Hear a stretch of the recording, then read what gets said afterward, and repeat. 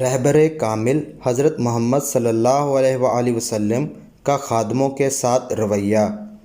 آپ کا خادمون کے ساتھ رویہ بہترین تھا۔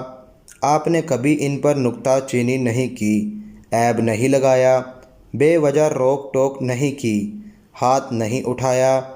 ان پر خادموں کی غلطی کی اصلاح حکمت عملی سے کرتے۔ حضرت انس نے 9 سال آپ کی خدمت میں گزارے، لیکن آپ نے کبھی شکایت نہیں کی، نہ کبھی ان کے لیے سخت الفاظ استعمال کیے۔ صحابہ کرام کی محفلوں میں جاتے اور ان کی باتیں مسکرا کر سنتے۔ وہ زمانہ جاہلیت کے شعر سناتے اور آپ خاموشی سے سنتے تھے۔ مسکینوں، غلاموں، بیماروں کی عیادت کرتے۔ ایک بڑھیا جو حضور پہ کوڑا گرایا کرتی تھی، ایک روز جب آپ اس رستے سے گزرے تو بڑھیا نہیں تھی۔ آپ اس کو دیکھنے اس کے گھر گئے اور دیکھا کہ وہ بیمار ہے۔ آپ اس کی عیادت کو جاتے اور وہ آپ کے اخلاق سے متاثر ہو کر اس نے اسلام قبول کر لیا۔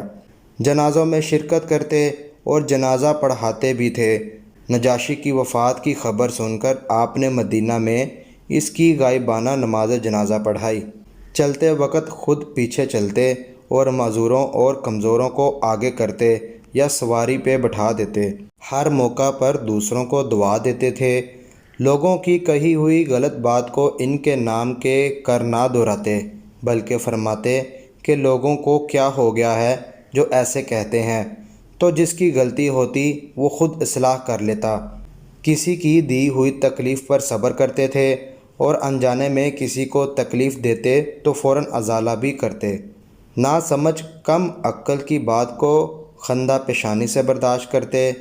نو مسلم کے ساتھ معاملہ احسن طریقے سے نبھاتے تاکہ اس کی تربیت اچھے سے ہو سکے اور اس کی کسی غلطی پہ اس کی عزت نفس مجروح نہ ہو۔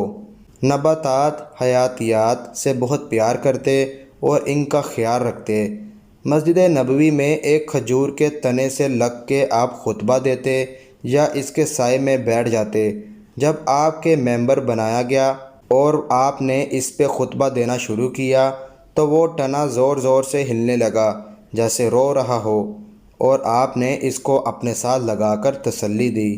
جانوروں اور پرندوں سے بھی شفقت کرتے اور ان سے نرمی برتنے کا حکم دیتے۔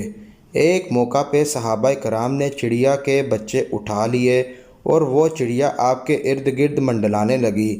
آپ نے بچوں کو واپس رکھنے کا حکم دیا۔ دشمنوں کے ساتھ معاملہ بہترین کرتے، ان کی بد اخلاقی پر ان کو معاف کر دیتے۔ فتح مکہ کے موقع پر آپ نے عام معافی کا اعلان کر دیا تھا۔ جنگ کے دوران بھی ظلم سے منع کرتے اور سزا کے بجائے معافی کو ترجیح دیتے۔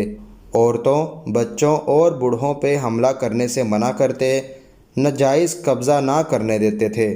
قیدیوں سے شفقت کا معاملہ کرتے اور اسی لیے ان کے حسن و اخلاق سے متاثر ہو کر لوگ جوگ در جوگ اسلام میں داخل ہوتے۔ الغرض آپ کی شخصیت رہتی دنیا کے لوگوں کے لیے ایک مکمل نمونہ ہے، جن کی پیروی کر کے ان کے طریقوں کو اپنا کر ہم دنیا اور آخرت میں فلاح پا سکتے ہیں، کیونکہ رسول سے محبت ان کی اطاعت میں ہے۔ اللہ تعالی ہمیں ان کے امتی ہونے کا نہ صرف زبان سے بلکہ عمل سے بھی صحیح حق ادا کرنے کی توفیق دے۔ آمین۔